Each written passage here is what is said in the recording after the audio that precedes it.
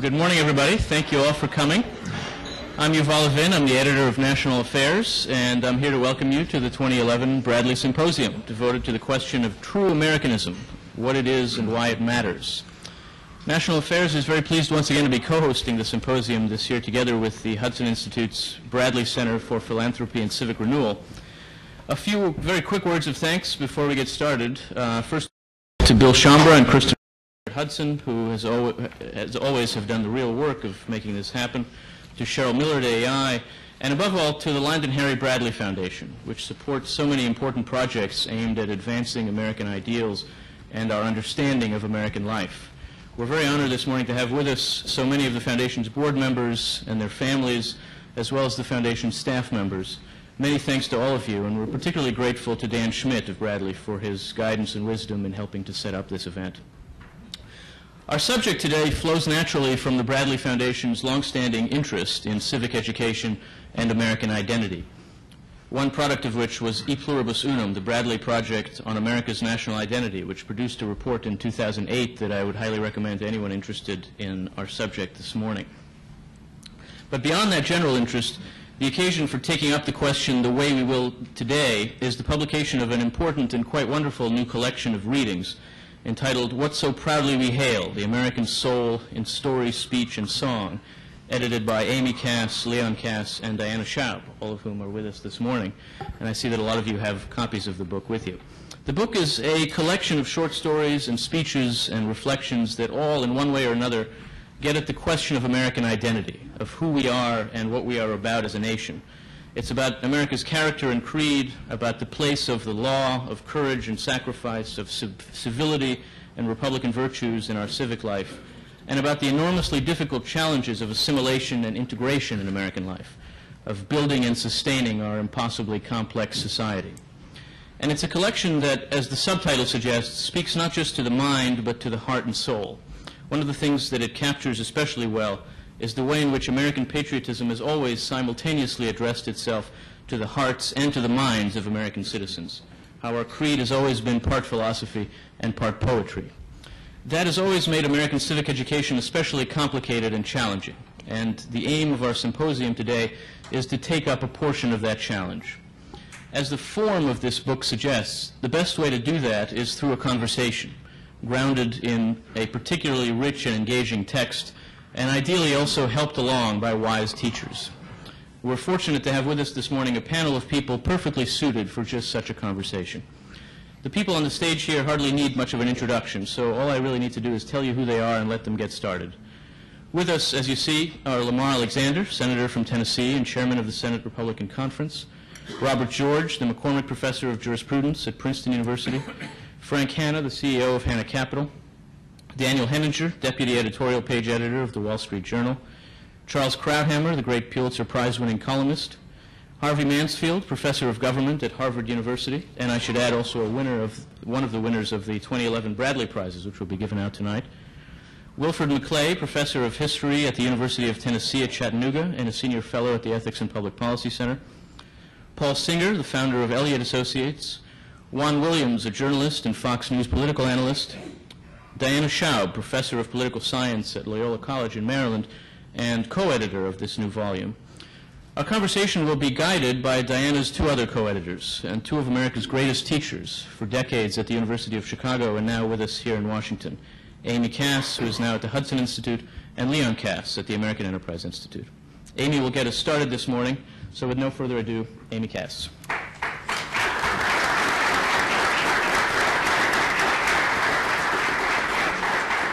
Thank you, Yuval. Can everybody hear me? At one point in his essay, True Americanism, soon to be discussed, Theodore Roosevelt asserts that Americans who choose to live in Europe never really become Europeans. They only cease being American and become, he says, nothing. Over a century later, in a class at the University of Chicago, I saw Roosevelt's assertion turned upside down. Just a few weeks after 9/11, on the first day of my course on Human Being and Citizen, I began by asking the 28 eager freshmen to identify themselves by name and to say a few words about who they were. The following ensued. Student 1, I'm A and I'm Korean American. I'm B, student 2, I'm B and I'm Hispanic American. Student 3, I'm C and I'm Catholic American. And so it went until one student said, I'm Q and I'm, well, I'm just American, which I guess means I'm nothing. His classmates silently but sympathetically concurred. Familiar with the posturing of undergraduates, I would usually have dismissed the student's speech as well as the class reaction. But this was just after 9/11, when 3,000 of their fellow citizens had been killed merely for being just Americans.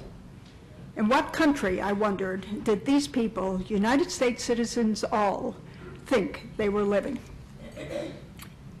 10 years later, what it means to be an American remains troublingly unsettled. We increasingly celebrate diversity and multiculturalism at home, and globalization and internationalism abroad. Many of our most privileged young people regard themselves mainly as citizens of the world. Among intellectuals, the very idea of national identity is under challenge. Spontaneous displays of patriotism often provoke moral critiques from opinion leaders. Regarding immigration, we no longer hear of the melting pot. It has been years since serious public figures spoke about the American way of life. What then do we Americans have in common, and what unites us as Americans? How do we Americans identify ourselves as individuals and as a people? What do we look up to and revere? To what larger community and ideals are we attached and devoted? For what are we willing to fight and to sacrifice? Making its public debut today, our new anthology entitled What So Proudly We Hail speaks directly to these questions. Informed by the conviction that making citizens is as much a matter of the heart as it is of the mind, it seeks to exploit the soul-shaping possibilities of American short stories, political speeches, and songs to promote self-reflection and thoughtful patriotism. The selections are grouped in 6 chapters, each addressing a crucial issue: national identity and why it matters, the American creed, liberty, equality, individual enterprise, religious freedom, and toleration, the American character, displaying the strengths and weaknesses of individuals who are informed by the American creed, the virtues of a robust citizenry, among them self-command, law-abidingness, courage, civility, compassion, public-spiritedness, and reverence, the sometimes competing goals of civic life: lifting the floor, elevating the ceiling, and preserving and perpetuating what we hold dear. And finally, how to make a national one out of a multicultural many. Theodore Roosevelt's speech on true Americanism, which appears in our final chapter in the section on immigration and assimilation, makes it clear that creating an American unum out of our variegated pluribus is hardly a new difficulty. Written in 1894, when both the legacy of the Civil War and the great waves of European immigration provoked concerns about national unity and national identity, Roosevelt insists on the necessity of undivided civic loyalty and national attachment to the American Republic. Our panel this morning will use Theodore Roosevelt's essay as the point of departure for considering the meaning and significance of Americanism today. They have all read the essay. Many of you probably have not. To make it possible for everyone here and those watching on C-SPAN to follow the conversation and to help prime the panel's pump, we will give Theodore Roosevelt the first words, as Leon will read some excerpts from his essay. I won't try to impersonate Bully Pulpit, but I'll try to read it with some gusto. These are just excerpts, longish excerpts, but to get it all out before us. We Americans have many grave problems to solve, many threatening evils to fight, and many deeds to do, if, as we hope and believe, we have the wisdom, the strength, the courage, and the virtue to do them. Yet there is one quality which we must bring to the solution of every problem. That is an intense and fervid Americanism. We shall never be successful over the dangers that confront us. We shall never achieve true greatness, nor reach the lofty ideal which the founders and preservers of our mighty federal republic have set before us, unless we are Americans in heart and soul, in spirit and purpose, keenly alive to the responsibility implied in the very name of American, and proud beyond measure of the glorious privilege of bearing it. There are 2 or 3 sides to the question of Americanism, and 2 or 3 senses in which the word Americanism can be used to express the antithesis of what is unwholesome and undesirable. In the first place, we wish to be broadly American and national, as opposed to being local or sectional. We do not wish in politics, in literature, or in art to develop that unwholesome parochial spirit, that over-exaltation of the little community at the expense of the great nation, which produces what has been described as the patriotism of the village, the patriotism of the belfry. Second, the patriotism of the village or the belfry is bad, but the lack of all patriotism is even worse. It may be that an age is so remote that we cannot now understand any of the feelings of those who will dwell in them. Patriotism will no longer be regarded as a virtue, exactly as it may be that in those remote ages, people will look down upon and disregard monogamic marriage. But as things now are and have been for 2,000 or 3,000 years past, and are likely to be for 2,000 or 3,000 years to come, the words home and country mean a great deal. At present, treason, like adultery, ranks as one of the worst of all possible crimes. One may fall very far short of treason and yet be an undesirable citizen in the community. The man who becomes Europeanized and who loses his love for his native land is not a traitor, but he is a silly and undesirable citizen. Nothing will more quickly or more surely disqualify a man from doing good work in the world than the acquirement of that flaccid habit of mind which its possessors style cosmopolitanism. It is not only necessary to Americanize the immigrants of foreign birth who settle among us, but it is even more necessary for those among us who are by birth and descent already Americans not to throw away our birthright and with incredible and contemptible folly wander back to bow down before the alien gods whom our forefathers forsook. The third sense in which the word Americanism may be employed is with reference to the Americanizing of the newcomers to our shores. We must Americanize them in every way, in speech, in political ideas and principles, and in their way of looking at the relations between church and state.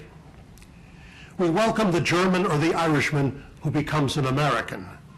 We have no use for the German or Irishman who remains such. We do not wish German Americans or Irish Americans who figure as such in our social and political life. We want only Americans, and provided they are such, we do not care whether they are of native or of Irish or of German ancestry. We have no room in any healthy American community for a German American vote or an Irish American vote, and it is contemptible demagogy to put planks into any party platform with the purpose of catching such a vote. We have no room for any people who do not act and vote simply as Americans and as nothing else. Moreover, we have as little use for people who carry religious prejudices into our politics as for those who carry prejudices of caste or nationality. We stand unalterably in favor of the public school system in its entirety. We believe that English and no other language is that in which all the school exercises should be conducted. We are against any division of the school fund and against any appropriation of public money for sectarian purposes. But we are equally opposed to any discrimination against or for a man because of his creed. We demand that all citizens, Protestant and Catholic, Jew and Gentile, shall have fair treatment in every way, and that all alike shall have their rights guaranteed them. More than a third of the people of the northern states are of foreign birth and parentage. An immense number of them have become completely Americanized, and these stand on exactly the same plane as the descendants of any Puritan, Cavalier, or Knickerbocker among us, and do their full and honorable share of the nation's work. But where immigrants or the sons of immigrants do not heartily and in good faith throw in their lot with us, but cling to the speech, the customs, the ways of life, and the habits of thought of the old world which they have left, they thereby harm both themselves and us. It is an immense benefit to the European immigrant to change him into an American citizen. To bear the name of American is to bear the most honorable titles, and whoever does not so believe has no business to bear the name at all, and if he comes from Europe, the sooner he goes back, the better. We freely extend the hand of welcome and of good fellowship to every man, no matter what his creed or birthplace, who comes here honestly intent on becoming a good United States citizen like the rest of us. But we have a right, and it is our duty to demand that he shall indeed become so. Americanism is a question of spirit, conviction, and purpose, not of creed or birthplace. A Scandinavian, a German, or an Irishman who has really become an American has the right to stand on exactly the same footing as any native-born citizen in the land, and is just as much entitled to the friendship and support, social and political, of his neighbors. We Americans can only do our allotted task well if we face it steadily and bravely, seeing but not fearing the dangers. Above all, we must stand shoulder to shoulder, not asking as to the ancestry or creed of our comrades, but only demanding that they be in very truth Americans, and that we all work together, heart, hand, and head, for the honor and greatness of our common country.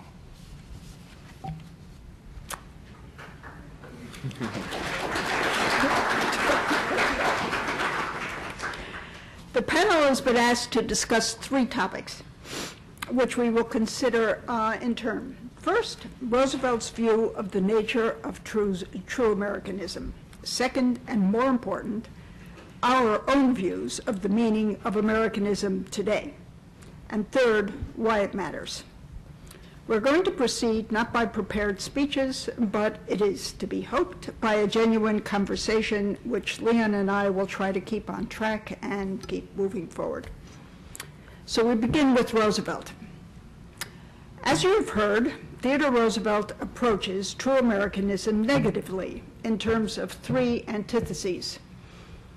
It is opposed to narrow local and parochial institutions or attachments. It is opposed to overbroad global attachments, cosmopolitanism. It is opposed both for immigrants and for our electoral politics to ethnically or religiously hyphenated identities.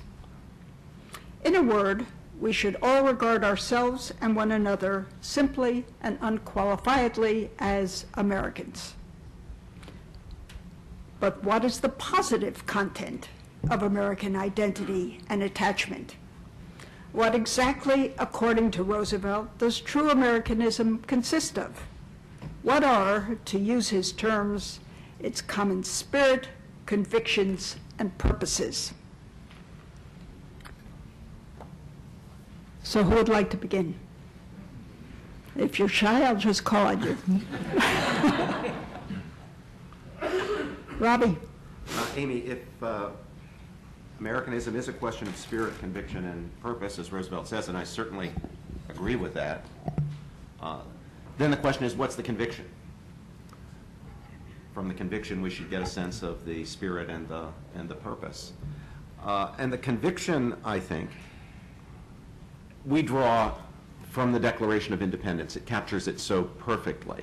Interestingly, it doesn't appear in the, at least in the parts of the speech that we were given.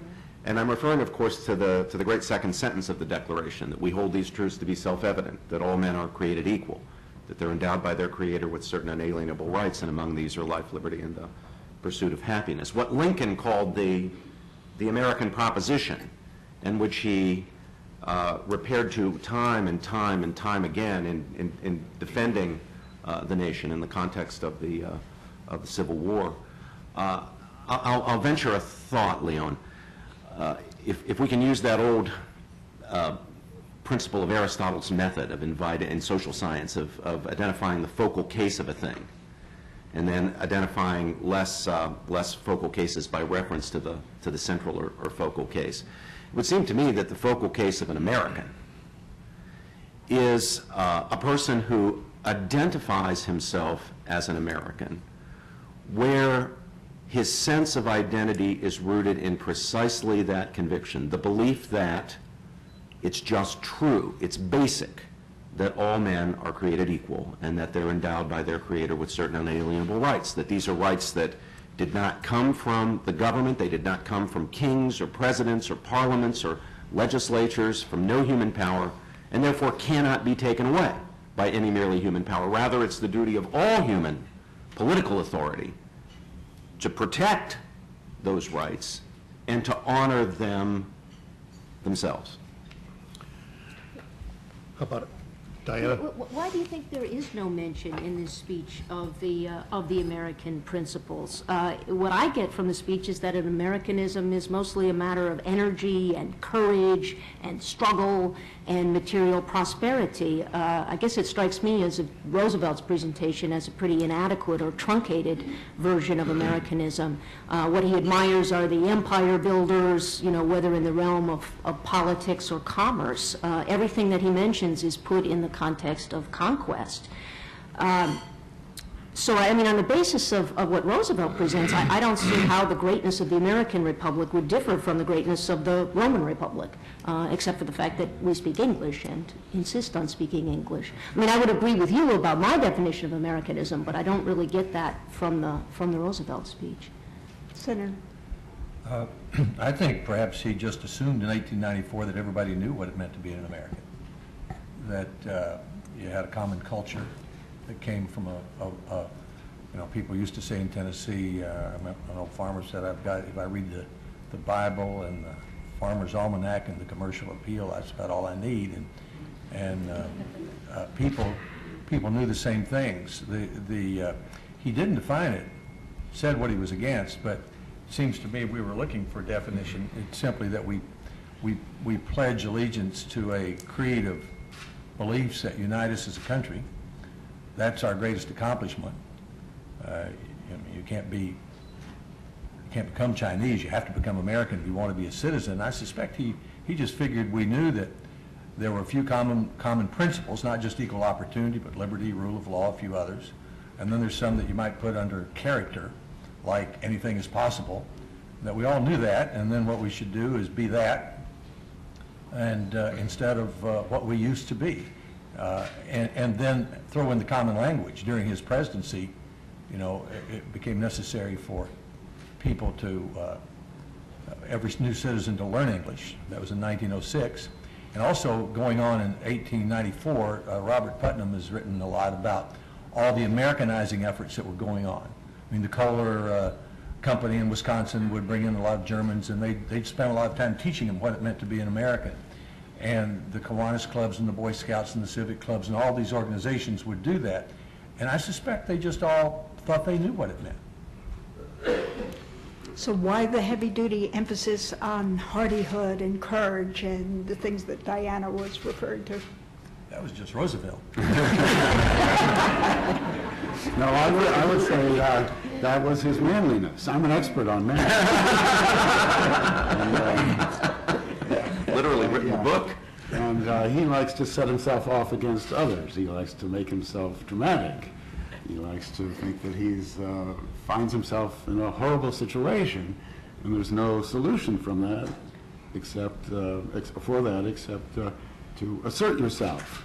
And so he does that, and he likes to make great distinctions and divisions among us.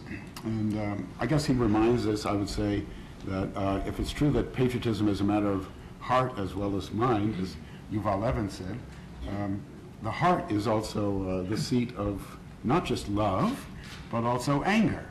And maybe anger is closer to politics than love is. Frank. I am Sorry. No, it's all right. I'm running a lap. Never mind.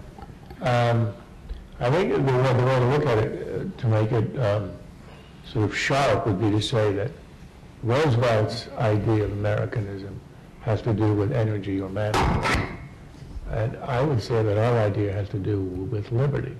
After all, manliness and energy are not anything unique to the United States. As Diane was saying, all the Republican virtues, courage, rule of law, etc., we have in common with Rome. What makes us different from all the other republics, from all the other nations in the West? We're the only one, and this is unique in human history, founded on a proposition, founded on a document. Our day of independence is the day in which it was signed. The French is a storming of the Bastille, heralding some kind of victory, either in revolution or battle. And this dedication to an idea, to a principle, is from which, it is that from which everything else President Roosevelt was talking about. Because we're dedicated to liberty, because we're dedicated to the rule of law within a specific, almost sacred document, our presidents swear to defend the Constitution, not the people, not the vote, not the state, not the government, not the land, the Constitution. That's a very unusual idea. And that's what unites us. And it revolves around liberty to an extent that I think almost no other country does.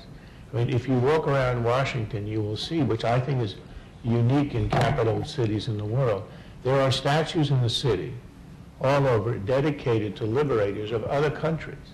On Constitution Avenue, you have statues to Bolivar and all the Latin Americans. There's a huge Ukrainian monument within a mile of here.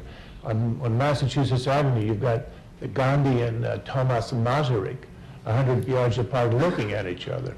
In no other city would we be celebrating the idea of liberty as expressed through other countries in the capital. That's what makes us different. I would say that our idea of liberty is what distinguishes us.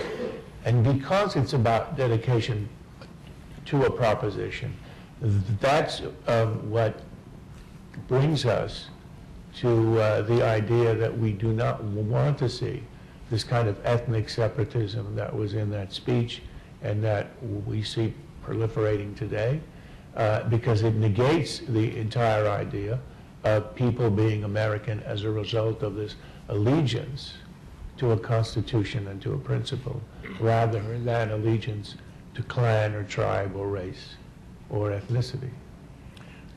Yeah, I was concerned that maybe the line that troubled me most was when he said patriotism of the village is bad. And I thought to myself, well, the core of the village is a family. And so I felt he was bifurcating my allegiances. I have, as a human being, all of us have competing claims on us. My agreement to the proposition, as Charles was speaking about, and I actually prefer to look at the preamble to the Constitution as opposed necessarily to the Declaration of Independence, because I think it's sort of the Constitution that we as Americans sign on to in a manner of covenant with one another. And so certainly my covenant with all of the Americans in this room is something to which I should have a lot of allegiance and loyalty. But it is not preeminent. It is not preeminent to the covenant I made with my wife, to the covenant I have with my children, to the faith I have. And so I got the feeling Roosevelt was trying to shove us into saying that our covenant as Americans is superior to all else. And I don't know that that's healthy for us or is natural for us as human beings. Well, would you want to say that your covenant with your family makes you American? No, not per se. I think there are wonderful families in every country, and families have loyalty to one another. I think the liberty that Americans strive to provide for one another in our, to provide the domestic tranquility and ensure the common defense, all those things that are in the preamble, and notably the blessings of liberty, I think that helps my family. I think it can help make my family healthier. But the covenant with my wife is not an American thing, or with my family. Bill? I just want to elaborate on that a little bit. I was uncomfortable from the beginning with the notion of Americanism, which sounds like an ideology, and it seems to me to lead us in the wrong direction. I mean, Americanism is not like Marxism or positivism or something like that. But I agree that I was troubled by it's perfectly consistent with everything else we know about Roosevelt, his overly nationalistic view of national identity and his belief that local affiliations are dangerous.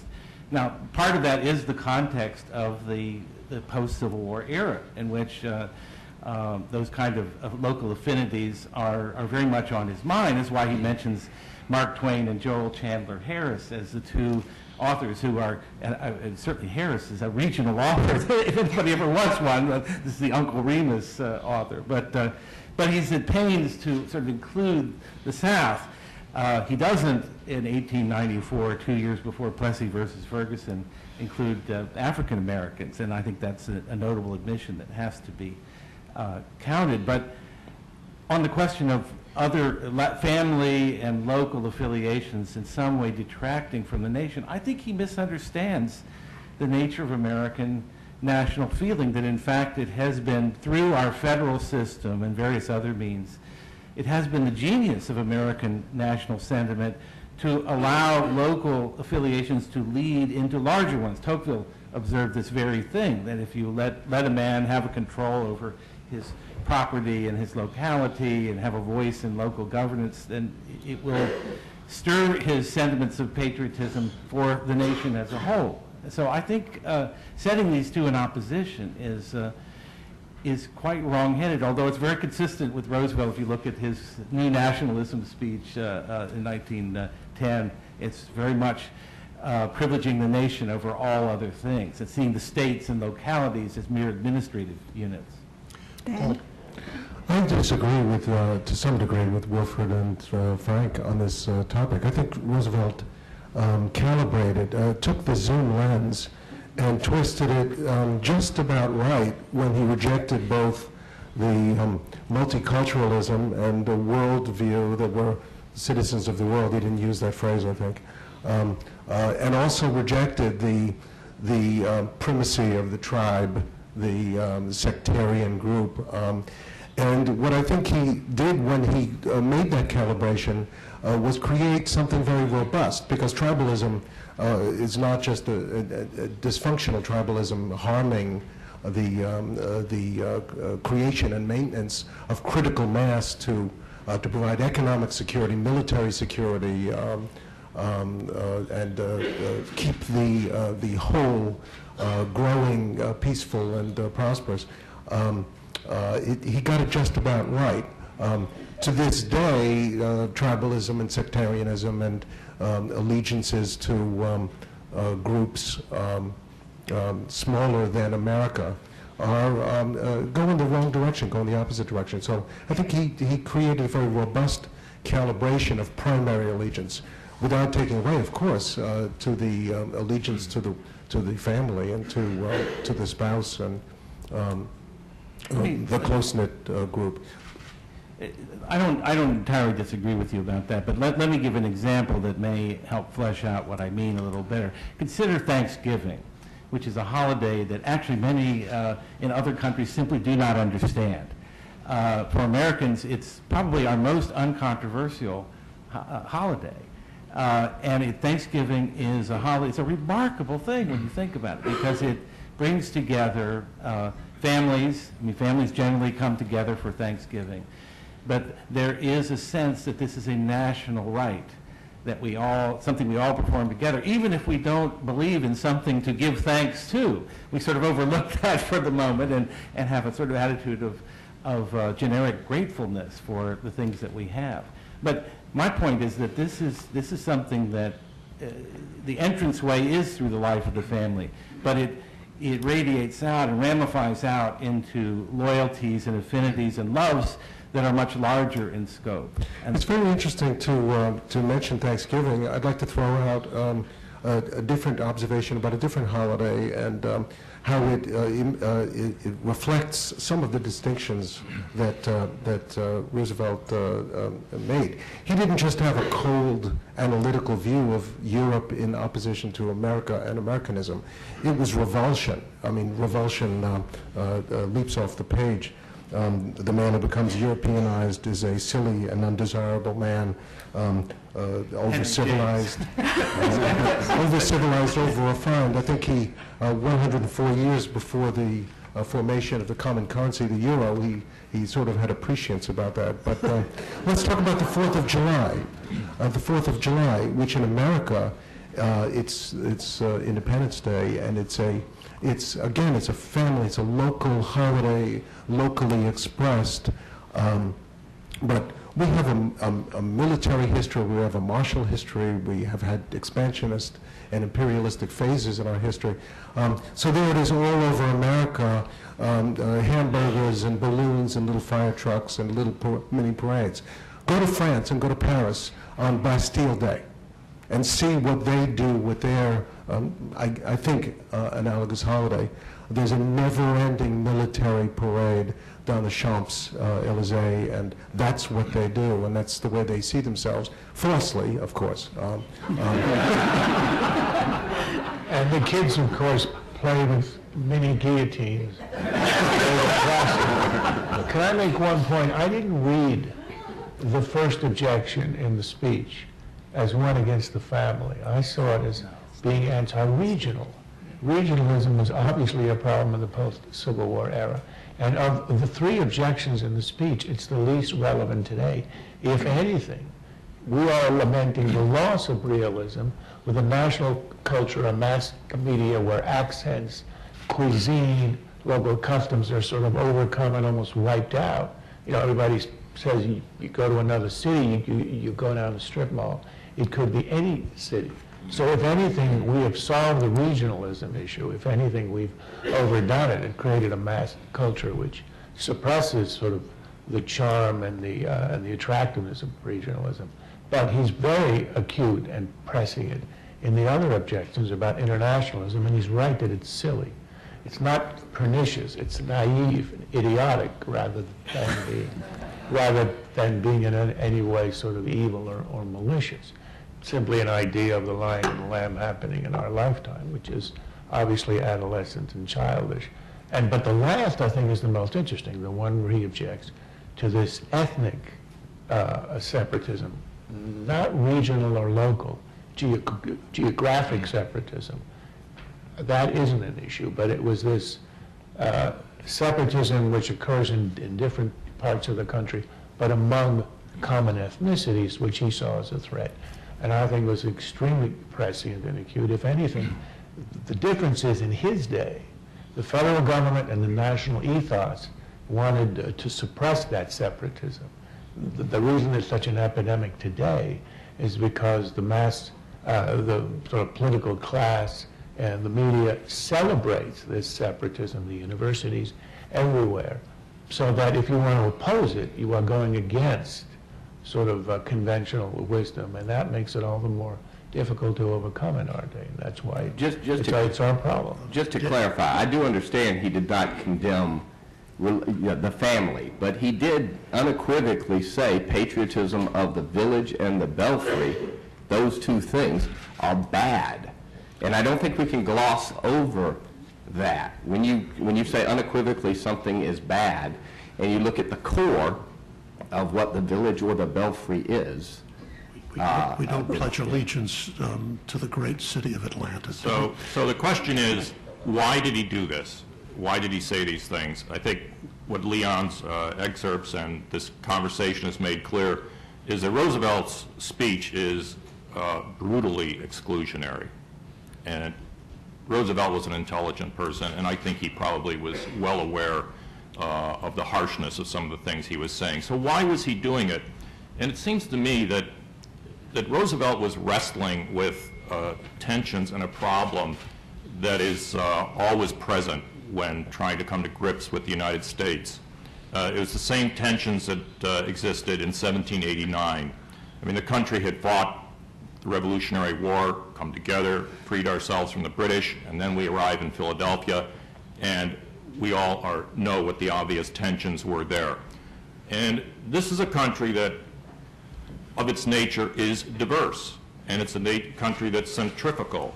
And the question was, how do you hold it together? What idea do you try to look for to hold all of these different kinds of people together? And I'd like to align Roosevelt with someone else who was addressing this subject back then. That was Frederick Jackson Turner, the historian. Interestingly enough, Roosevelt's speech was given in 1894. Turner, in 1893, gave a very famous speech to the American Historical Association, and it was on the idea of the American frontier. I'm going to read a quick excerpt from it because it's, to me, kind of astonishing how much it tracks what Roosevelt was saying. Turner said he admired that practical, inventive turn of mind, quick to find expedients, that masterful grasp of material things, lacking in the artistic, but powerful to effect great ends, that restless, nervous energy, that dominant individualism, working for good and for evil, that, Turner said, are the traits of the frontier. And that certainly, in my mind, describes Teddy Roosevelt. And I think it was Roosevelt, as with Turner, trying to find an idea of America that was different. And I think it resides in the idea of the frontier that pulls a diverse people together for a common purpose. And in Roosevelt's time, in 1894, heavens knows, the Industrial Revolution, the country was just in ferment with all of these new immigrants coming. So I think the kind of, in a sense, brutality of Roosevelt's speech was intended to try to push to the side these threats to the basic American idea that always is under these centrifugal tensions. There's something to be said, too, for energy. It's true, I think, that our Americanism derives from our proposition, the proposition that all men are created equal. We find at the beginning of the Declaration of Independence. But at the end, you have the signers of the Declaration pledging their lives, their fortunes, and their sacred honor. To which someone once said, the meaning of the Declaration says that all men are created equal, especially the undersigned. So that creates a difference between the beneficiaries of the principle of equality and those who actually promote it and who use energy to sustain it. Such that you might say that there are levels of true Americanism. That at the weakest level, it would be any human being, because any human being is potentially an American, if the principle says all human beings are created equal. But then, stronger than that, there would be the believers in the principle that all men are created equal, and stronger still than that would be the practitioners of it. And I think this is where energy comes in, and especially the energy of self-government. Our country is not only devoted to liberty as a principle, but we practice it, and we've practiced it successfully.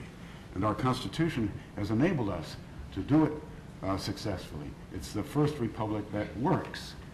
I think our framers of the Constitution understood that this Constitution had to overcome all the defects, difficulties, and ills of republics that had existed before, including the Roman, which after all turned into an empire. So how could you resolve that problem? You had to have a special kind of, a new kind of Constitution in which people practice their liberty. What is great about America is that it practices what it preaches. But wouldn't that then, wouldn't you make an argument on behalf of the locality as the place where that energy of self-government is really most felt? In other words, I mean, he seems to want to direct everything really to the few, those who are going to expand it, who are going to turn it into an empire, as opposed to those who are more sort of conservative and remain in their villages, but really do undertake the task of governing themselves. I don't see energy as uniquely American. You want to talk about energy, I think this Kissinger who once said that Russia expanded by the equivalent of a Belgium every year for 200 years. That's energy. It was not, it was hardly American. It seems to me that the idea about equality, you know, all men are created equal is the fundamental axiom, but the operative political phrase in the Declaration is a government, is the life, liberty, and the pursuit of happiness. The Constitution's intent is to create a structure that will protect that. I grew up in Canada where the founding Constitution, the BNA Act of 1867, defines the purpose of that Constitution as peace, order, and good government. Think of how different that is from life, liberty, and the pursuit of happiness, which is a kind of a trinity expressing aspects of the same idea. It's all about liberty. And that's what makes us different from every other country. We've, Juan, do you want to get in on this? I would like to then move the conversation, as it's already moving on its own, leaving Teddy Roosevelt behind, but to begin to talk about what we ourselves think Americanism is today, no longer the day of the frontier. Please. Well, I think it's important to say that I think the context in which Roosevelt wrote this was a surge in terms of immigration, and that he was not speaking specifically to the family. He was speaking to the idea that people would become locked into localities or regional taste and attitudes, especially in the aftermath of the Civil War. But the key, I suspect, was the surge in terms of immigration. And in picking up on something that Amy said earlier, this is really why this document matters so much to us today. Today you have a situation in which the demographers, especially after the 2010 census, no longer speak, as has been said, of the great American melting pot, but instead talk about things like the great American mosaic, in which there are people of all sorts and variety and colors making up America, but even more so, and I think more troublingly, of the great American salad bowl, in which you have very distinct pieces and parts like the tomatoes, the lettuce, the carrots, that retain their distinct identities even as they're working together to make the American experience one, the nutritious salad, if you will. I guess you could think of me as some kind of fuzzy-headed carrot sitting up here. But to me, it is essential that you say very clearly, and I think this is one of Roosevelt's points, very clearly that the idea is that you would become American. And the reason I think this is so highly relevant and the context is important in terms of immigration is that we are experiencing another surge in terms of immigration today. And the example that Amy gave of her class at the very start of those young people who identify themselves as so-called hyphenated Americans, it's because it is chic these days to insist that, you know what, I retain my national, my native identity. I was born somewhere else, and I retain that identity, I retain that language, I retain that attitude, rather than giving myself up, giving myself over, in terms of marriage almost, to becoming an American, to assimilation. Assimilation has become a dirty word in so many quarters in this country today. And the idea is that why would you give up who you are? That who you are authentically is not to be dedicated to the American ideal. And I happen to agree with Roosevelt in terms of conviction and purpose. I think it's very clear that if you adopt an American mindset, it is about conviction and purpose and determination and this idea of equality. Now, I say this as a black person, and I think this is very critical because he is writing as if black people don't exist in his document. He's really writing to the Irish, he's writing to the German, I think he may be writing, you know, to the Italian, but I'm not even sure the Italian is included in his document. And if you look at the recent census numbers, what they indicate is that the heart and soul of growth in this country today is largely Hispanic. I think it's the case, I think, if you look at where areas of growth have taken place, it's like 80% of the population surge has been Hispanic or black, but it's minority growth, even throughout the South. I'm not just talking California and New York. I'm talking about places like Senator Alexander's Hamlin County in Tennessee, you know, being 10% Hispanic, or you go to Minneapolis, known for its homogeneity of white people, and then all of a sudden, here you have Hmong and Somalis, and you say, oh my gosh, how did these communities become not only so large, but oftentimes cloistered, that you can go into those communities, and here's something that I find terribly concerning to me, is that in the Mexican households, the Dominican Republic households, you're getting to the point where 90% of them don't speak English at home. They speak Spanish. And it's also true that if you go into some Asian communities in San Francisco and the like, they don't speak English at home. When they are at home, when they're relaxed, when they consider themselves their true or authentic selves, they're not identifying with America. They've got calling cards to call back home. They've got the internet to reach back home. And in so many ways, this complicates the task of assimilation. This is so different than Roosevelt's day. Obviously, all these mechanisms didn't exist. But I think this is what he is writing to. He is saying, you have to agree. You know, to my mind, the American who goes overseas and becomes intoxicated with being a cosmopolitan and European, you know, I think that's almost secondary. I think the heart and soul of the essay is about the need to say, I am an American, and I identify with America, and I identify with its precepts and with the Declaration, and I especially identify with the idea that we hold some exceptional role, and I am wed to it, and willing to fight and defend it, and speak and advocate for it. Well, if you're moving on to what we mean, I don't think we should get too distracted by Roosevelt's emphasis on the national government as opposed to the community. That's just, you know, I don't agree. I think we work community by community. He was a very big, strong, he might like the strong central government we have today. I think the essence of what he talked about was what he was against, which is what politicians often do. It's a lot easier to talk about what you're against than what you're for. And if you're moving on to what it means to be an American, building on what Juan said, the essence of our national identity is that you must become an American if you want to be a citizen. You can't become French, you can't become Chinese. So how do you become American? You become American one way, by pledging allegiance to a creed of beliefs that most of us hold in common. Now, most of our politics, Samuel Huntington said, was about conflicts among those beliefs and dealing with the unrealized aspirations that we have. All men are created equal. But we pretty well agree on what the principles are: equal opportunity, liberty, rule of law, some other things. And we define in our law, and we have ever since the Revolution, what it means to be an American. I mean, if Amy would read to her class and ask them if they knew that 1 million new citizens every year take an oath that starts out by saying, I declare that I absolutely and entirely renounce and abjure all allegiance and fidelity to any foreign prince, potentate, state, or sovereignty of whom or which I have heretofore been a subject or citizen. That's the beginning of the oath that George Washington and his men took at Valley Forge, and that 1 million new citizens take today. And we have required in the law since 1906 that you must speak English.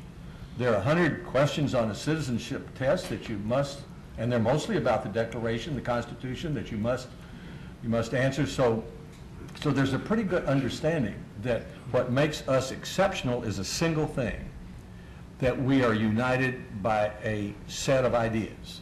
And that's what it takes to become an American. And then after that, what we do best at is apparently what your book seems to do, which is, instead of an enforced Americanism, the worst example of which would be McCarthyism, spontaneous patriotism, the best example of which are flags after 9/11, perhaps your book, reading the letters from revolutionary soldiers, going to a naturalization ceremony in a federal courthouse, just discovering what it means to American. But it's defined in the law what it means to be an American. It's united. We're united by a creed, and if we don't have that, we are a United Nations instead of a United States of America. Someone respond, Bill? Oh, I was just going to move it into talking about a specific topic, but it's still along the lines that you're talking about. That is the public schools. Roosevelt strongly, completely unambiguously, categorically endorses public schools as they existed, as the ideal existed in his day. I suspect that you could probably divide this room down the middle as to whether people would concur in that view, even if they concurred otherwise in everything that Juan said so well. The problem being we don't have a consensus anymore about what it means to be an American, and we have no confidence that the public schools will convey that consensus if it existed. To me, it's epitomized by the fact that the county of Los Angeles, California, which also has one of the worst school systems in the country, has instruction in over 100 languages. So the requirement of the use of English is out, and with it is, I think, a particular understanding of what it means to be an American, and or the credibility of the public schools as a means of inculcating that. So is the liberty that is part of our sort of fundamental makeup as a nation, does it involve the right to educate your children any way you please, including vouchers, private schools, a mix of various things? Or is it a move back towards this much more robust notion of public education that Roosevelt seems to be advocating? Look, I mean, it's very clear that the question of what it means to be an American is either contested or ignored. And while it's true, as the senator says, all new immigrants who undergo the naturalization ceremony do take this oath of allegiance, but the children of the native born don't do so. And the Constitution on the subject of citizenship simply defines us as those who are born in the United States and subject to the jurisdiction of the United States or a particular state and subject to the jurisdiction of the laws there. There's no criteria for citizenship. There are no duties of citizenship mentioned. It seems to me for this panel, intelligent, thoughtful people who care about the subject to undertake a little bit of work to see if we can pull together some of the things that have been said in our own name, leaving Teddy Roosevelt to the side and see what we can make of this. Robbie began with the Declaration of Independence, as Robbie so often does. Charles prefers the Constitution, which is the constituting document, not necessarily saying that those two documents are in tension with each other, but he prefers that which we have covenanted to agree with. Harvey reminds us that lots of people could agree with those principles.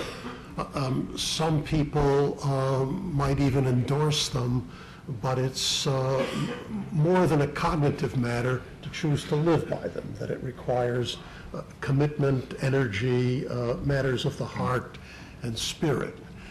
Dan Henninger points out that there's a tension in the United States going back to the beginning about making one out of many, partly because the country is so big, partly because there are multiple and rival interests in different religions, and in a certain way, as Bill reminds us, the very liberty to pursue your individualistic notions of happiness it has also a centrifugal tendency. And the question is ultimately the question is, does it matter if all of us go about minding our own business? We're doing the American thing, but we don't think of ourselves in any rich way or any robust way as Americans, as opposed to Southsiders of the city of Chicago who root for the White Sox. So I wonder if we could try to address some of these different strands and see whether we could do a little more in our own name. Please. Not the question why it matters. No, not yet why it matters, but what it is. I mean, I'd like to explore the issue in a little bit of detail of the impact of economic freedom and this magnificent and fabulous migration of the founding principles. All men are created equal, imperfect, but the migration into perhaps not what it means to be an American, but the characteristics of Americans, focusing on a couple of industries. The Internet. Many people remember that in the 1960s, perhaps 70s, France came up with something national. I think it was called the Minitel, and it was going to take over the world, and it was just an expression of French grandiosity, actually. Kind of didn't work, was completely useless, didn't develop, and now if you have one, I'm sure it's going to be a terrific museum piece. It's not just that the Internet was and is an American invention, product development, but I believe it could only have been an American product, the product of the meritocracy, the product, imperfect meritocracy, but the envy of the world. But I know more about, and the Internet has transformed the world and continues to do so. I know more about the industry of which I'm a part, the hedge fund industry, but it illustrates many of the same principles. I'm a lawyer by formal training, and when I formed a hedge fund in 1977, there was a history of hedge funds. But what the hedge fund industry is a pool of basically unconstrained, but subject to rules and regulations about accounting standards, fraud, subject to the control of lenders. Unconstrained meaning you're not part of a herd. You're not part of a group that measures success by losing 20% when the world loses 30%, or failure when you make 20 and the world makes 30. But you have your own money alongside investors. Most of the people who now run hedge funds are the product of middle-class backgrounds. Many of them went, including myself, public schools. Send our kids to public schools, and from the growth of this unconstrained, free-form investing style has come a group of people very rapidly that are now the new rank of people who are involved in policy, politics, philanthropy, entrepreneurial philanthropy, and I think the hedge fund industry, as well as the Internet, illustrates something that is very closely related because of the need for America as to bounce back from its problems and the self-imposed, self-made problems of the last 30 and 40 years. Some of them cultural, many of them Robbie has been writing about for a long time. But to generate the prosperity in a world in which our folks in general are paid a lot more than people in emerging economies, it is a product of the openness, the meritocracy, the rule of law, the fairness, basic fairness of the American system. It's not a corrupt system. The police force in most places is not corrupt. The mayors and we all know what happens around the world, and America continues to be. Things need to be fixed. But I think all of this that I'm discussing is a product of something deeper than just people happening to be in this location. It's part of an idea, and America, of course, was founded on an idea, and one of the ideas was freedom, economic freedom, private property, and individual responsibility. And I think it's worth giving some thought, whether on this panel or not, into what is the connection between that ability of Americans to do these remarkable things and to keep this prosperity going, and what it means to be an American and Americanism. Dan? Leon, I would just like to, in terms of what it is, align myself. I think the fellow who has put his finger on it is Harvey Mansfield, when he said that America practices its liberty. I mean, there's such a thing as abstract mathematics and there's applied mathematics, and liberty can be discussed in abstractions, to be sure. But I think Harvey's right that the defining characteristic is that every day the United States practices its liberty, and it does it within the context of both the Declaration of Independence and the Constitution. Everybody knows the phrase life, liberty, and the pursuit of happiness. We were given this extraordinary template by the founders, and I don't know, like almost every day one can think how really lucky we were that those guys were who they were back in those times. America just lucked out with an incredible group of men called the Founding Fathers who gave us this template within which we do, at the local level, in school boards, in local elections, state and national elections, within the framework of the Constitution, constantly practice our liberty. But it's done within a structure that they gave us. And I think that just of its nature, the founders have allowed us to be pulled forward in this habit, which is wholly constructive. I wonder, too, Senator, I appreciated you reading the words from the oath that the new citizens take. I went to a naturalization ceremony of a friend recently. It was really a beautiful and moving reminder of what we are as Americans. I'm wondering, I think, Leon, you pointed out that those born here do not take that oath. Right. Given what we're talking about in terms of desiring some level, to what you spoke about, common agreement about what we are as Americans, what we're dedicated to, is it worth considering whether, when you register to vote, you agree to take that oath? I mean, do we as Americans want to give the right to vote to anyone who, we're not willing to give citizenship to someone who came from a foreign land if they won't take that oath? Ought we to demand that for someone to vote? I wonder if I could just take 60 seconds. I was at a meeting the answer to that is that's what the public school's supposed to do. But it's not an oath. We don't take an oath. But I was at a meeting of educators one time, and Monk Malloy, who was the head of Notre Dame, asked, what's the rationale for a public school? And Albert Shanker, who was the former head of the American Federation of Teachers, says that the public school was created to teach immigrant children reading, writing, and arithmetic, and what it means to be an American, with the hope they would go home and teach their parents. So the only real rationale for the common school or public school was to help the children learn what it meant to be an American. Otherwise, they could all be private. Dan, let me ask you, Robbie, did you want to get in? Well, not just on this point, but more broadly.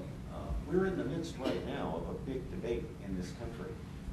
Not so much about true Americanism, but rather the question, not unrelated, what is the true America?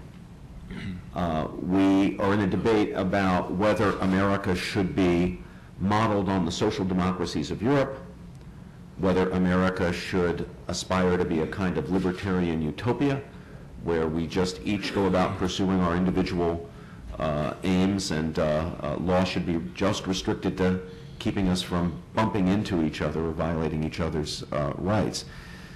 This is a very big debate, and this might be a very good context in which to address it. Well, I mean, I wouldn't rule it out of court, Robbie, but it seems to me that there are always going to be large political differences between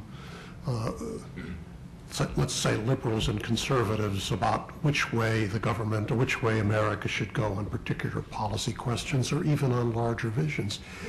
And yet there is a sense that those debates take place within a context of somehow shared commitments, shared beliefs, shared attachments. I think it would be better, at least for present purposes, to try to think about what those things in common are, recognizing that, in fact, Roosevelt at the end talks about shoulder to shoulder working together to solve these problems, not expecting that there would be a unanimous opinion about how to do those things. So, I mean, rather than get into the current policy debates, I would prefer, if you wouldn't mind, to stay really with. But I'm not so much interested in addressing the policy debates here as the as the ideals that we should be committed to. Please. Okay, let me try this. I mean, I think the basic American proposition, as expressed initially in the Declaration of Independence and then is fleshed out in the Constitution, which establishes the institutions by which we hope to effectuate the ideals that are put forth in the Declaration.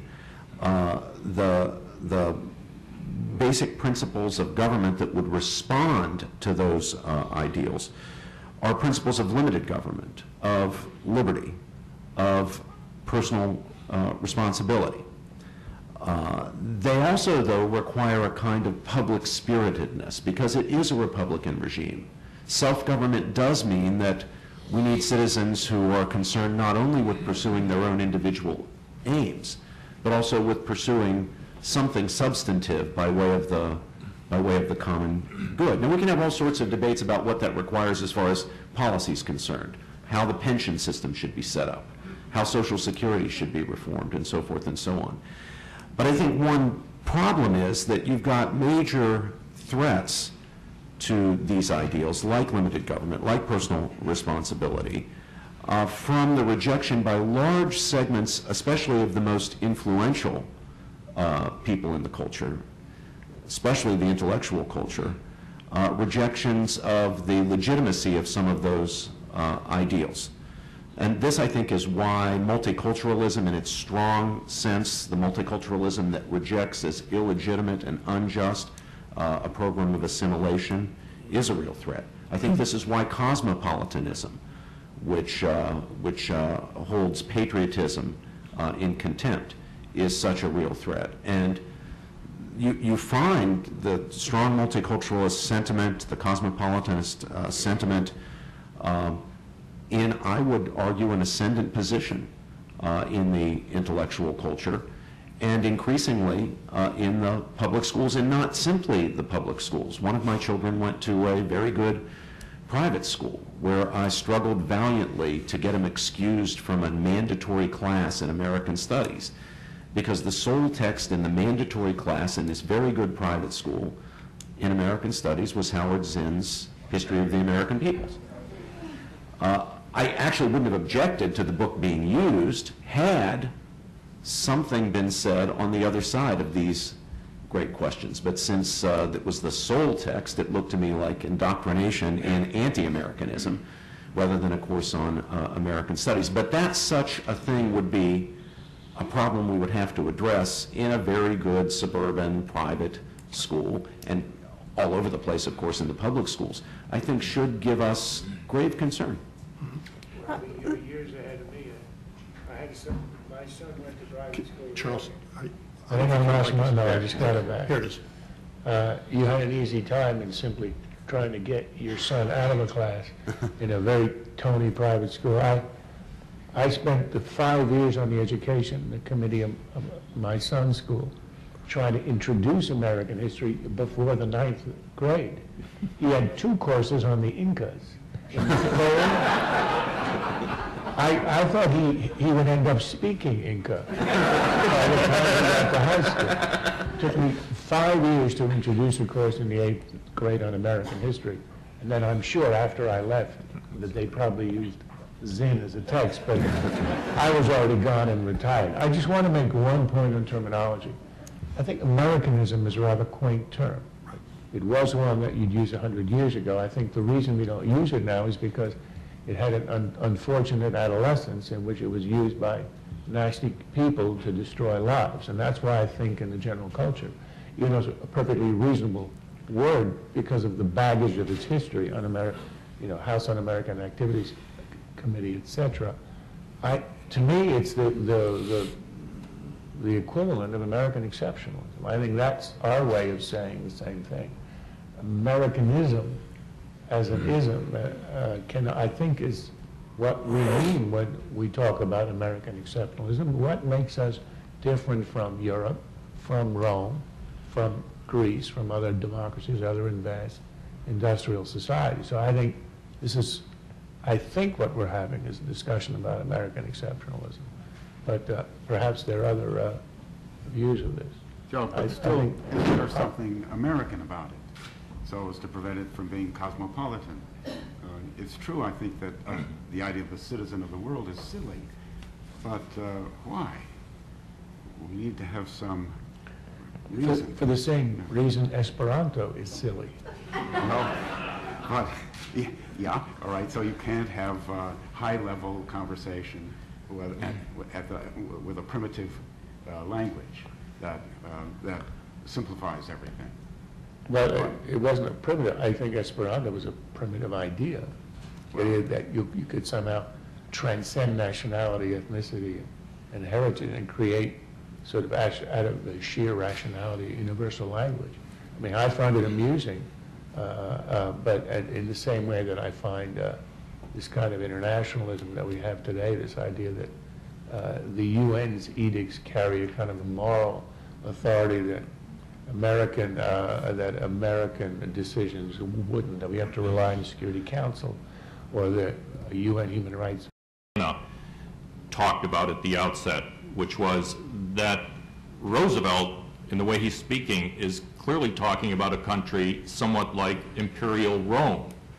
And I think that in 1894, if I can try to read Roosevelt, give a fair reading of his mind, I think that Roosevelt understood in 1894 that the United States was on the verge of becoming a very great and powerful nation, which in fact it did. And it became what we now call a superpower.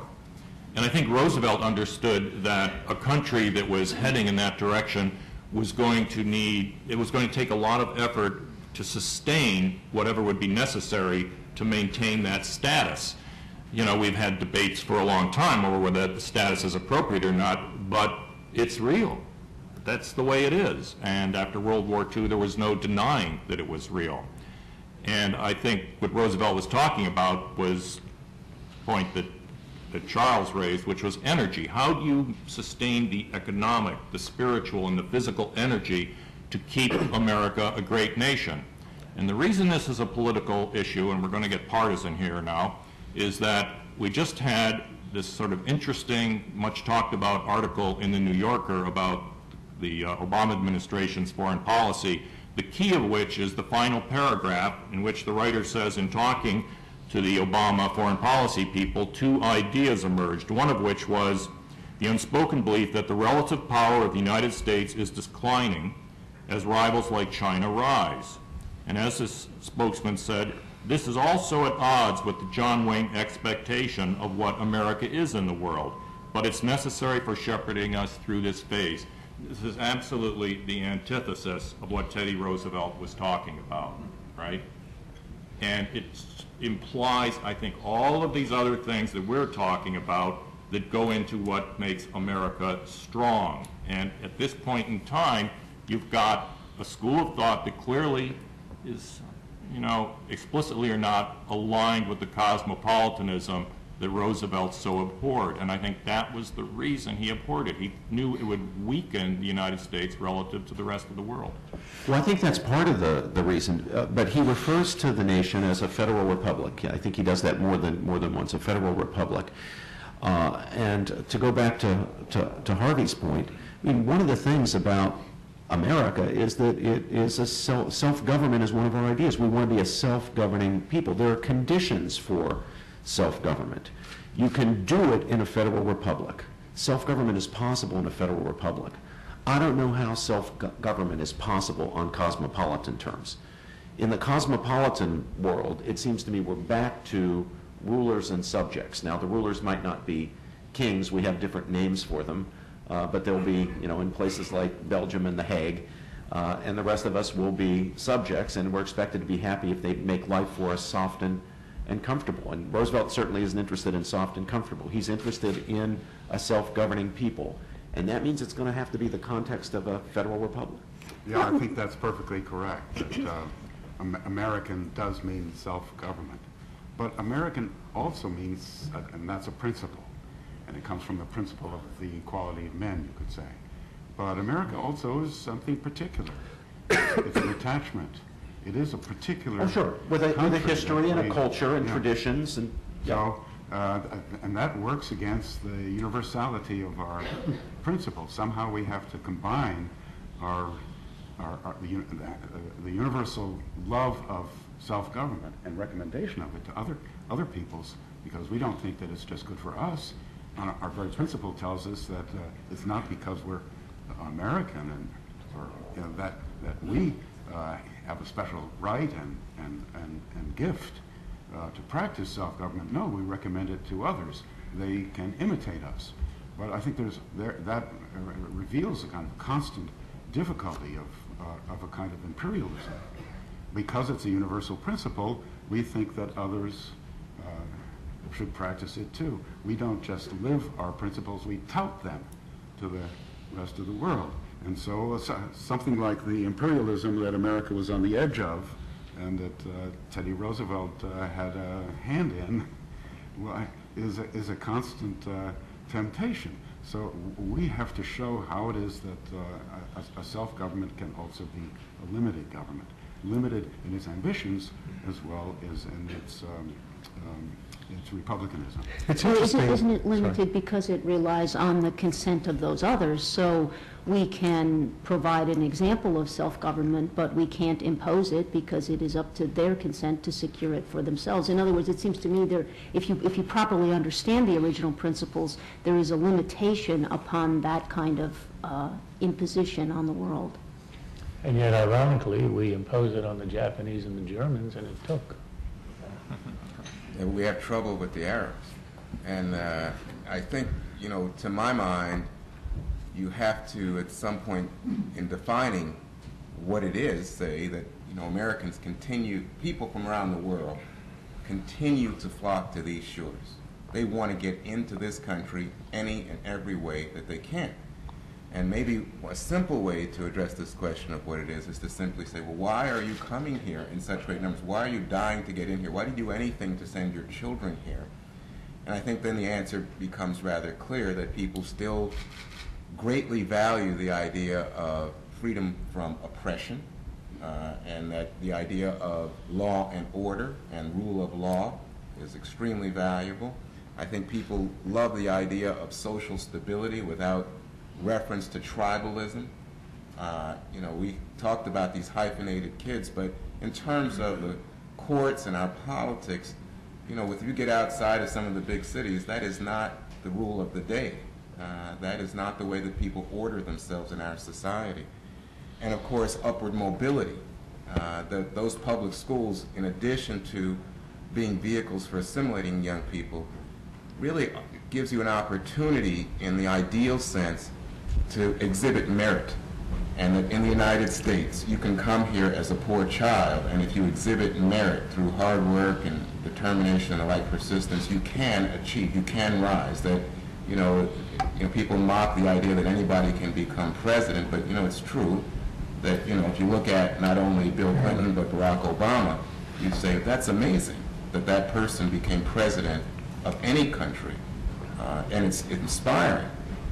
Now, I think that part of this conversation, I regretted that it went political, because it seems to me to take the Teddy Roosevelt document totally out of context. We live in such a different world than the world that this document was written for.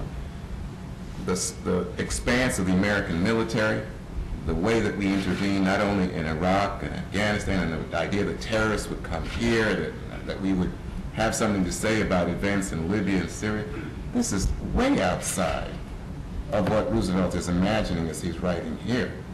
And the idea that we would have NAFTA and GATT and that we have a global economic structure. Or an internet. Yeah, so to me, you guys are acting as if, we should flock quickly back to days of yore, and I am glad to honor them, but I don't think that it is relevant to this. And I think the idea that you would talk about multinational coalitions and agreements in some negative way I don't think it's relevant. Can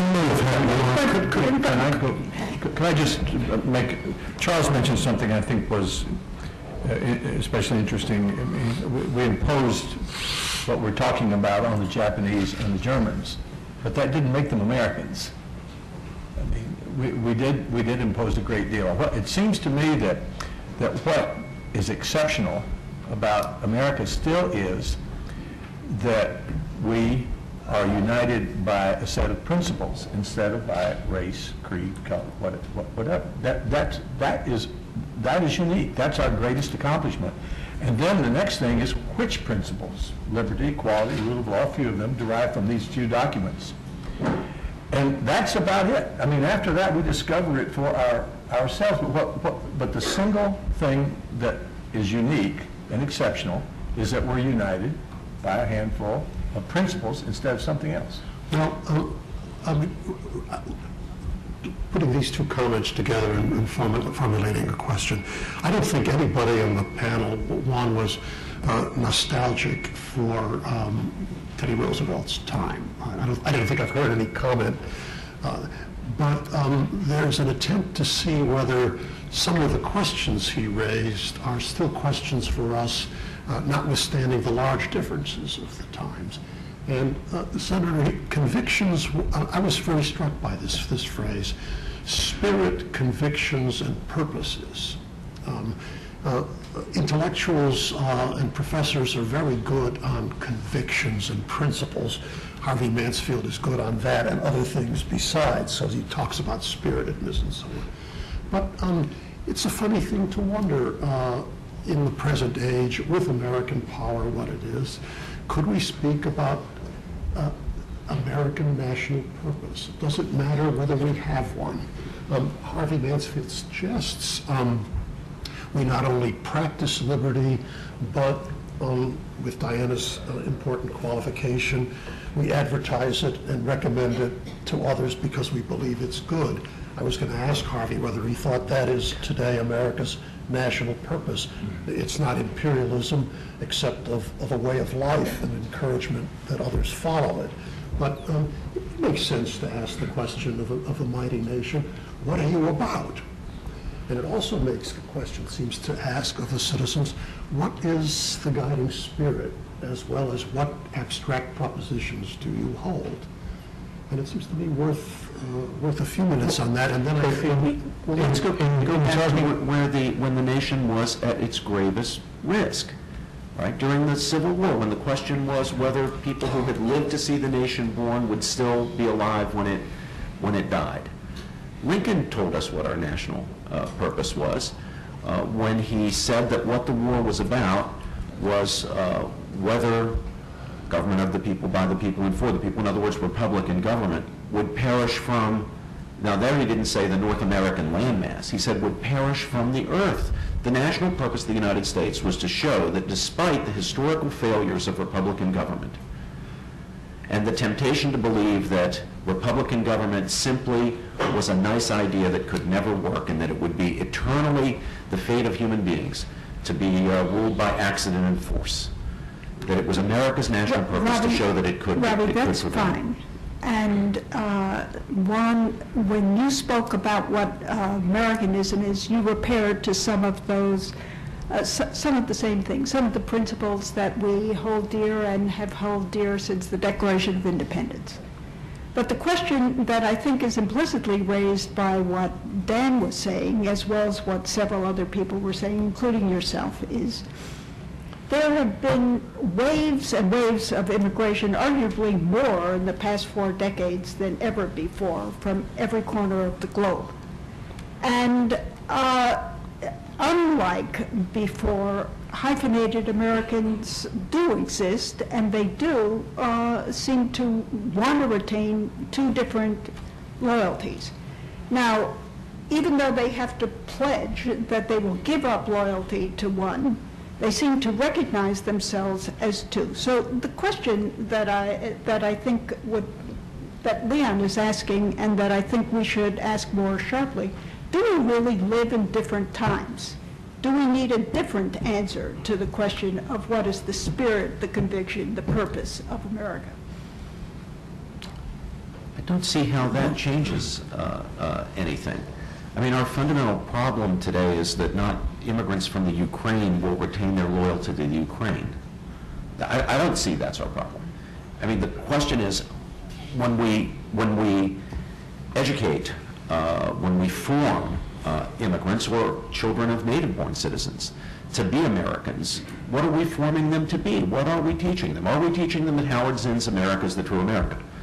Or are we teaching them a different vision and understanding of America? And I think that's the whole ballgame. And it seems to me that our intellectual class has largely taken one side on that. That's the Howard Zinn side on that. And I personally don't think that's the right side to take. So I think part of my own mission, what I perceive as part of my own mission, is to make the argument for the other side. Well, I think that it's not the case, Robert, that you can ignore inequities in American life and try to say that we are engaged in propagandizing in order to indoctrinate our young people to be more American. To the contrary, and Roosevelt spoke about this, he's talked about people who would use our inequities to try to belittle the United States, and it's even worse than to try to belittle the idea of the United States, of America. That's not the goal. But you could not speak to me and say, oh, America is without flaw. America knows nothing of slavery, nothing of segregation. You cannot speak to a Jewish person and say America knows nothing about glass ceilings and acting as if you are less than fully human. Now, this is not true. So, to me, part of the glory of America is that we work through these things, that people absolutely continue to aspire to this idea that you spoke about in the second line of the Declaration of Independence, all men equal.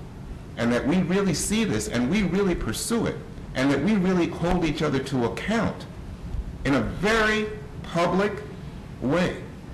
That you can campaign, Senator Alexander can campaign, but he must also acknowledge that there are people who are living in poverty in Appalachia, that there are black people who are not, that many generations removed from slavery in his constituency. This is all part of America. But it makes us very different than so many other lands where they don't acknowledge this, where they continue to lie about who they are or try to persuade people that they don't have problems. That's not us. Juan, you don't disagree with me because there's no argument from me or from anyone on the panel that would say that America's failures or inequities, whether current or past, should be glossed over or hidden. We want people to know the whole thing. We want our children, whether immigrant children or children of native-born Americans, to know the whole story. And that does include some very dark moments that we should be ashamed of. But you're also right that our confronting them, our working always toward realizing our ideals is part of the story. I mean, even the story of the public schools, right? We're going to tell the true story of the public schools. We've got to tell the story of anti-Catholicism. I think it's no accident that the bishops responded by creating a system of Catholic schools, because there were people who wanted to use the public schools. Not everyone, but there were people who wanted to use the public schools to strip Catholic immigrants, children, of their religion because they saw it as incompatible with Americans. Well, that's got to be told too. But I think what we all want is a fair, objective telling of the story. And we do want to lay before our young people the vision of America that our founders had and that they embodied in the Declaration of Independence. And we don't want people to think of that as just an artifact of the past. I think we're moving from what it means to be an American into politics here. We can agree, I believe, that we are united by principles instead of race. We can agree, I believe, that there are a few principles upon rule of law, equal opportunity. We could make that list right here in 3 or 4 minutes, probably. We could agree there are a few other characteristics of Americans. Anything is possible. After that, it's up to the politicians and the philosophers and the professors and the debates to apply those principles and come up with competing versions. I mean, the best of them, Lincoln stated the purpose at the time, built upon those principles. Juan and Robert might have 2 different visions of America's future, or Robert and I might, built upon the same principle. So our politics is mostly about conflicts among people based upon the same principles, or dealing with the disappointment in not realizing aspirations, all men are created equal, that we all agree with. Paul, and then We're going to move very soon to open it up for some questions. TR's historical context was interesting because in 1894, he was one generation removed from this the Civil War experience, and what he was looking back at was this period, this long period of European hegemony and very advanced civilization compared to the United States. And you can't say that he saw in any direct or more precise way the two incredible episodes of mass murder about to not only descend upon Europe, self-imposed, of course, but to completely reshuffle the global deck and tilt it in favor of America. But one thinks, and you can't take this speech, I haven't read much else of TR's views on these matters, but there are hints here that what he did feel, he was strongly saying, let's not be like Europe. Let's not be like Europeans in a lot of different ways, in a lot of different vituperative language. One can only guess whether, and I believe it was, that he felt that part of it was not just our geographic isolation, which and the oceans, which protected and would protect America and tilt the landscape, but that there was something about America and American principles. And something about Europe and European principles. And therefore, I'm very sympathetic with Robbie's view that what we have today is actually not that much different in terms, and actually a very powerful set of choices that we have to continue the drift towards internationalism, deference to foreign law, being more like Europe, and that's more than whether it's socialized this or socialized that. One feels that it's part of the principles of perhaps dividing America and Europe, self-reliance versus the collective, rule by elites versus, and decisions more by elites than by the common man versus the opposite. Two final comments, Frank, Hannah, and then Harvey, and then I think we're going to throw it open. I'll make mine brief. To the question of why it matters, yeah. Part of the preamble is to form a more perfect union. I think it's worth realizing that one of our most fundamental human needs is communion with one another. When we have common union with a friend, with a spouse, with a neighbor, or with anyone, I have common union with the people in this room because my guess is 98% are probably American citizens. And that common union, that more perfect union that the Constitution speaks of, makes my life better. And so, the fact that politics enters into it, in the Aristotelian sense, politics is how we order ourselves. And I don't think it's a dirty thing or something to avoid. It is how we order ourselves. But these issues, why they matter is, it goes to the most fundamental need we have as human beings, and that is this union with one another. And when we have it, it's something that's almost transcendent, because it's not material, but it's something we share in our hearts. And it can be a very profound thing, and I think what we all maybe sense is maybe some of that has been lost and we miss it.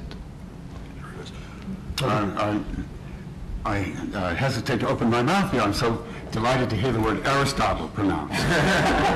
But I think our national purpose should be to be proud salesmen of democracy and of a republic. We're good at being salesmen, we Americans, but to be a salesman isn't by itself a proud occupation. You're trying to sort of suck up to your customer a little bit. So that we shouldn't do. But we should be proud of what we've done. What we've done is to be the first to make a republic that works. Let's open this to the audience. Do you have any questions? There are microphones down here. And please state your name, and let us request that we have questions, comments if they're very brief. No long speeches, please, because there are other people who also want to get to the floor. Get to the microphone.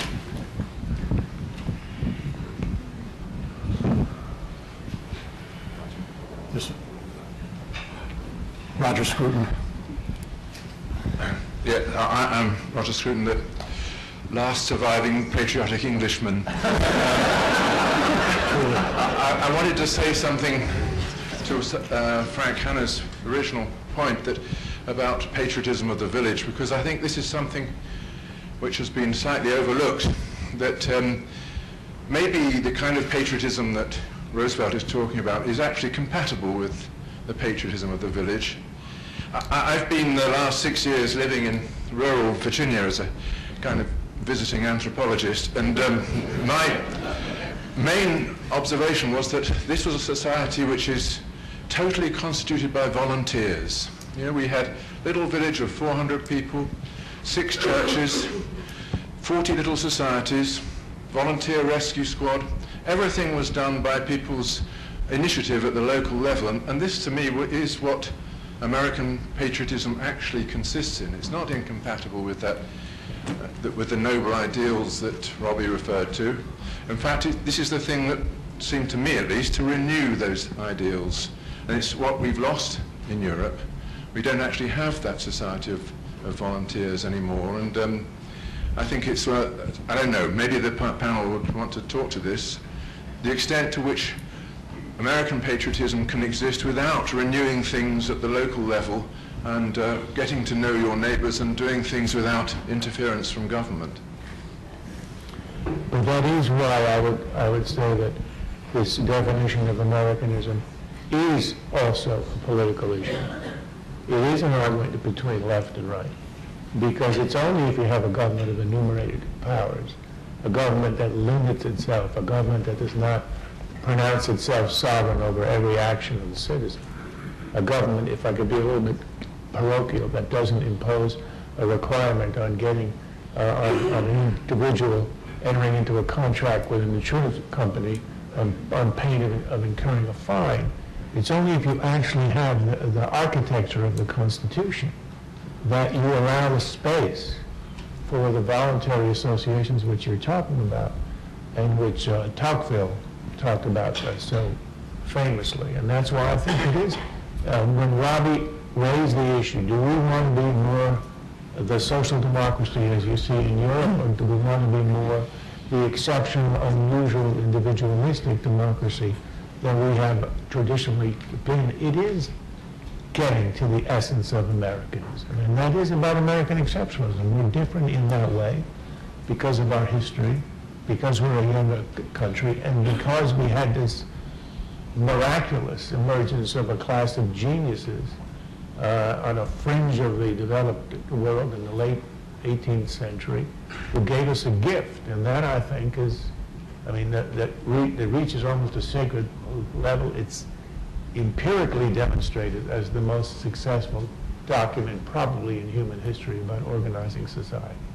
And to jeopardize its unlike principles and would mean we'd be giving up something that makes us exceptional and unique, exactly as demonstrated in your example of the society that operates with the voluntary association. It's not something that emerges out of Virginia. It survives because the government knows and is required to step back. Question in the back. No, here. I'm surprised that one of the founding sort of creeds that we haven't talked about much is the idea of religious liberty and church-state relations, which was referred to a little bit in Roosevelt's piece that you read. And so I think that people recognize that that's an element of Americanism, a very core element, and yet we have very strong disagreements in our political life today about how to apply those principles. I'd be interested in hearing that discussed a little bit. Anyone on this subject? Bill? I'm glad you brought that up. I think that's an important point. I was reminded when Robbie was talking a minute ago that the term Americanism was very current in the 1890s in another context, and that is as a heresy, a perceived heresy of Pope Leo XIII, who we mainly know through his social teaching. But and I don't know for certain, but it would not surprise me at all if Roosevelt was in part addressing himself to precisely that language of, that is, Americanism was a heresy in treating the separation of church and state as absolute. And there was a lot of nervousness about this in the Vatican. And it wouldn't surprise me at all if Roosevelt was addressing that, although he also says that there's no place for know-nothingism in the speech. So there's a little bit of both, but he could not be more clear in declaring himself for the separation, the rigorous separation of church and state, which in those days often was, had an anti-Catholic undercurrent to it. So it's an interesting tension there in Roosevelt himself. But that certainly, I would see religious freedom as part of the liberty that is enshrined in the Declaration itself. Would you say, however, that, never mind Roosevelt, would you say that Americanism, or its better equivalent today, is or should be neutral to the distinction between religion and atheism? Does it matter between religion and atheism? I don't think it can be entirely, because the nature of the rights that are viewed as inviolable are grounded in something transcendent, God or nature's God, whatever that means. So I think that the notion that these rights can be grounded in some way where human beings can't get at them and can't meddle with them and can't undermine them is fundamental. Please.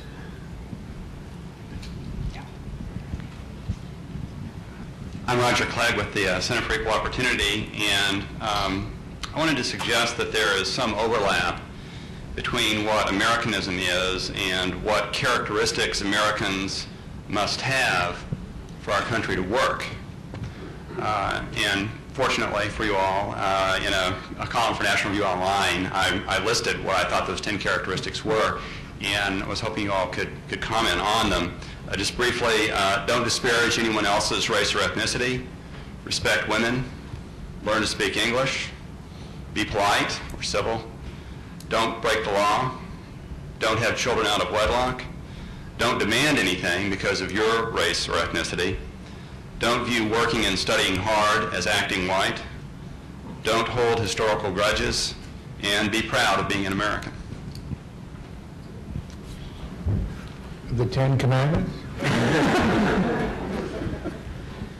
You know, probably everyone in the room could think back to their own immigrant grandparents or great-grandparents, and maybe a few who would have to go back a generation or two beyond that to think of them. But think about your great-grandparents or your grandparents who were immigrants. Of course, the African-American case is a different case because of slavery. But think back, those of you who are not African-American, to your grandparents. And I think of my own, the thing that really strikes me, I remember so vividly about them, they're all gone now, all four are gone, but is their gratitude to this country.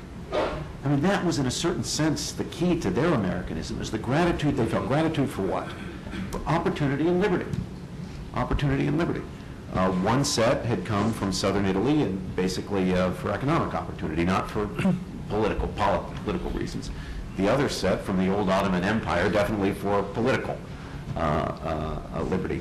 But they had in common, although they never learned to speak English very well, that they wanted their kids to be Americans, and in part because of their gratitude to this country. And I'll tell you what they didn't have, absolutely didn't have, something that would be poisonous to gratitude, and that is an attitude of entitlement. I think if we communicate to immigrants or anyone that the proper posture to take toward the country is a posture of entitlement, that I'm to be taken care of, I think that just undermines the gratitude that's part of the key to Americans, especially immigrant Americans, becoming true Americans. Now, one, that doesn't mean that we don't need a safety net. It doesn't mean that we shouldn't have a proper debate about where the state should step in and where private initiative or voluntary initiative should be stepping in for helping people in need. The poor will be with us always, as Jesus says, and they've got to be taken care of. That can't. I'm not proposing here the libertarian utopia by any means, but I do think that that doesn't mean we should just drop into an attitude of entitlement, because I think that does kill gratitude. But if I could just add one word to that. If you combine economic liberty and political liberty, which is, I think, a fine way to summarize the source of the gratitude, which in fact I saw in my parents, who I'm a second generation American, not a third, you put them together and they constitute what we call the American dream. There is no other country, I think, on earth for which the word dream follows the name of the country. It's only identified, I've never heard of a French dream. Well, maybe I should have gone there. You know, a Russian dream. A Russian dream, I suppose, is yet another Belgium this year. American dream, everybody understands it, and it is opportunity and liberty, political liberty. And that's why, as you said, Juan, why does everybody come here? It's precisely for that reason. And again, it's unique to us. Democracy is unique in America, but that is, and that's what I think is the essence of what you're calling Americanism and what we call American exceptionalism. I really think an appreciation of the value of our ideals and of our institutions comes out of that attitude. Even if people didn't come because they think we've got great institutions or great political ideals, the experience of what they have, the opportunity given to them and to their children, I think inspires this devotion to American liberties and enables people, even immigrant people, to be proud when their children fight for the United States in the military, as so many immigrant children do. And their parents are proud. They understand that their children are there abroad in harm's way fighting for their country. It really is their country. Even though they're immigrants, it's their country that their children are fighting for. Yes, my question goes to Roger Scruton's comment about civic institutions. It's been argued that capitalism and democracy are but empty vessels into which we pour our values as a nation, and that these values are best preserved in civic institutions. And so the question that I had, not in the content of our economy, the strength of our economy, or the strength of our military, but in the content of our civic institutions. The question why do we hear such little conversation about those civic institutions that the founders believe is the only place that we could preserve our values?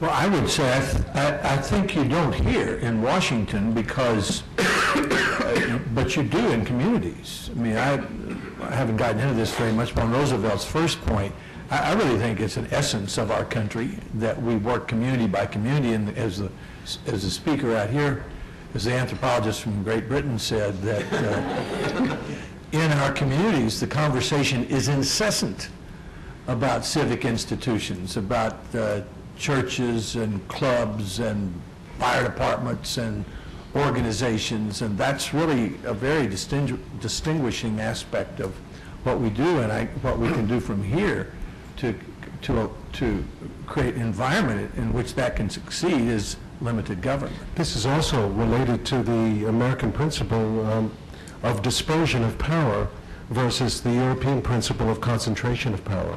And it's not just the states versus the federal government, it's a private power, private philanthropic power, as well as civic institutions in the community. If I could add one point, Senator Alexander, you talked earlier, you were trying to steer us away from a debate about left and right as important, or at least essential, to a definition of Americanism. But you were emphasizing, and you did earlier, the importance of the civic local institutions, the voluntary organizations. But isn't it legitimate to say that as the state expands in its power, as it takes over roles that traditionally it didn't have, it displaces and supplants and marginalizes precisely these local, voluntary civic institutions on which the Republic stands, and the fact that we're seeing it plays out in Europe in that way as an empirical example. It's not just a theoretical argument, it's one that we use empirical history to back it up. Therefore, a debate about the essence of America and what makes it unique, exceptional, And so valuable has to include a debate over the size, the reach, the scope of government because of its effect on these institutions, the civic institutions, which are so fundamental, as you yourself said. No, yes is the answer to the question, but I think the way that works out in our politics, though, is that we have these principles such as limited government and liberty stacked up on one side, and someone might stack up equal opportunity on the other side and make an argument within an American context to say the government needs to add this program to create equal opportunity so these people can get to the starting line. Now, I'd be over here on the right side. Someone else might be on the left side with a larger program based on equal opportunity, but I think we're both Americans. We're debating arguments based upon American principles. I would agree, but rather than questioning the Americanism of your opponent on the left, couldn't you just point out that as a historical consequence of overemphasizing equal opportunity, you would undermine the basic idea of limited government, in which case, if you did that, that would undermine the entire idea of Americanism. I precisely agree with that, and I think that's the correct way to have a political debate, not to question. I mean, I was actually trying to acknowledge the Americanism of his argument, but to say that he was wrong, because my emphasis would be on the two other principles. It's not a question of motive, it's a question of consequence, I understand. Is there one last question? Please. Hill Fradkin of the Hudson Institute. At the very beginning, if I recall correctly, Amy described the ambit of Americanism as being philosophy and poetry. And it has seemed to me that, and remarkably enough, we get the philosophy in common, but we're not sure about the poetry. And it occurs to me further that the phenomenon that you're talking about with hyphenated names is a sign of that people see the poetry of their lives in those ethnic or religious attachments. So I'm wondering where that poetry would come from, and it seemed to me that at least 2 or 3 things were laid out by the panel. It would come from essentially something that would have to be, if it was essentially our poetry, it would have to be something that unites all of us as Americans. And Harvey suggested somehow selling ourselves to others. Could be a common purpose.